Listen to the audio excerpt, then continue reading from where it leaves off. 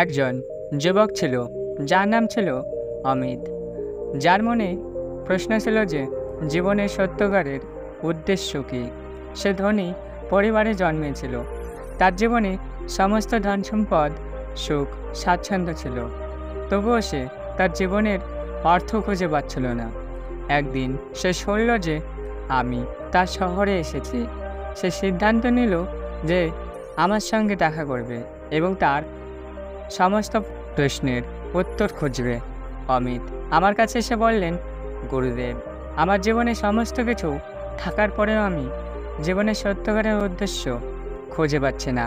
আমার মনে সবসময় প্রশ্ন জাগে, জীবনের আসল অর্থ কী? আপনি কি আমাকে বলতে পারেন? আমি মৃদু হেসে বললাম, হে যুবক, জীবনের আসল অর্থ খুঁজতে হলে তোমাকে নিজেকে জানার চেষ্টা করতে হবে। বাহ্যিক সুখ স্বাচ্ছন্দ্য আসল সুখ এনে দিতে পারে না। সত্যকারের সুখ আসে নিজের আত্মাকে জানার মাধ্যমে। আমি অমিতকে একটি গল্প শোনানোর মাধ্যমে বললাম, একবার এক রাজা ছিল, যার নাম ছিল রাজা সমর। তিনি তার রাজ্যে সমস্ত ধন সম্পদ ও সুখ স্বাচ্ছন্দ্য পেয়েছিলেন, কিন্তু তার মনেও শান্তি ছিল না। একদিন তিনি এক সাধুর কাছে গিয়ে জানতে চাইলেন, হে মহাপুরুষ, আমি এত ধন সম্পদ পেয়েও কেন সুখী হতে পারি না? সাধু তাকে বললেন, রাজা, তুমি জীবনের সত্যকারের উদ্দেশ্য জানো না। তোমার বাহ্যিক সুখ স্বাচ্ছন্দ্য মনের স্থায়ী শান্তি এনে দিতে পারে না। সত্যকারের সুখ ও শান্তি আসে আত্মজ্ঞান ও আত্মদক্ষতার মাধ্যমে। রাজা সমর ধীরে ধীরে তার মনে অশান্তি দূর করতে আত্মজ্ঞান ও আত্মদক্ষতার পথে চলা শুরু করলেন। তিনি ধীরে ধীরে তার জীবনের সত্যকারের উদ্দেশ্য খুঁজে পেলেন এবং সত্যকারের সুখ অনুভব করলেন। অমিত আমার উপদেশ শুনে গভীরভাবে অনুপ্রেরণা পেল।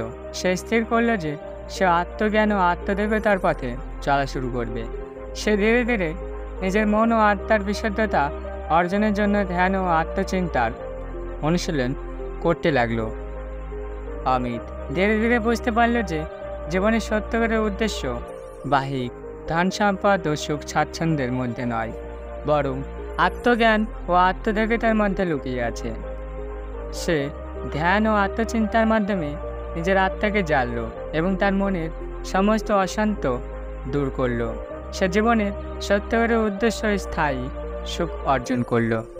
আমার এই উপদেশ আপনাদের শেখায় যে জীবনের সত্যকারের উদ্দেশ্য ও সুখ বাহ্যিক সম্পদে নয়, বরং আত্মজ্ঞান ও আত্মদক্ষতার মধ্যে লুকিয়ে আছে।